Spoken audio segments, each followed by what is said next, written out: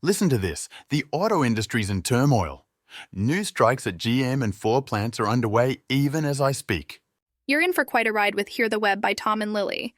Buckle up as we explore the unfolding drama in the automobile industry.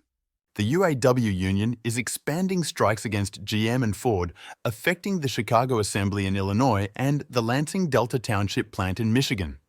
These plants may not be the highest profit centers for the companies, but their role is crucial nonetheless. Interestingly, the union has chosen to spare Stellantis, the parent company of Chrysler. Selective strike. I like the sound of that. It appears the union acknowledges the significant progress made in their negotiation and hopes it continues. It sure is.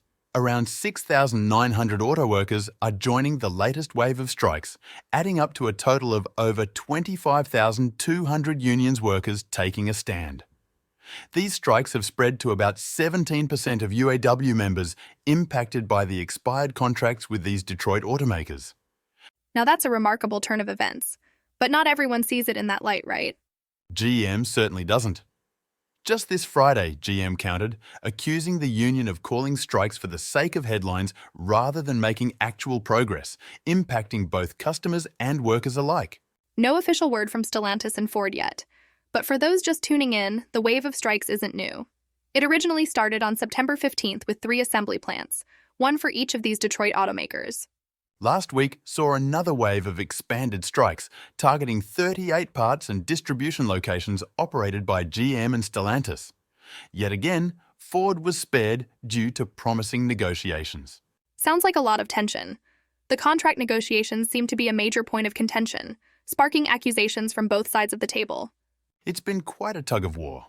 Fain, the UAW president, has also been under fire from GM and Stellantis for a perceived lack of participation and delays in providing counterproposals. Delving deeper, the strikes aren't the kind we've seen in the past. The union is opting for targeted strikes at select plants as opposed to large national walkouts. A modern take on a classic tactic, perhaps. They're being referred to as stand-up strikes, a reference to the historic sit-down UAW strikes of the 1930s. The aim seems to be to keep the automobile companies on their toes and pit them against each other.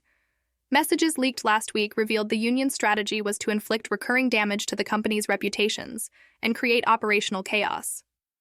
The automakers, though, have hit back at what they see as a damaging strategy that doesn't benefit the industry or the workers.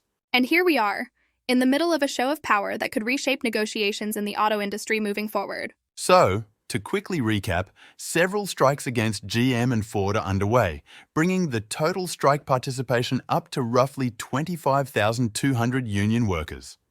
Stellantis, however, has been spared from the strikes due to significant negotiation progress. Interestingly, instead of traditional national walkouts, these strikes are targeted, a fresh tact in the history of UAW. Amid all this, both automakers and the union have come head-to-head over these moves. Pretty large ripples from a few thousand strikes, wouldn't you say? Let's see what future holds.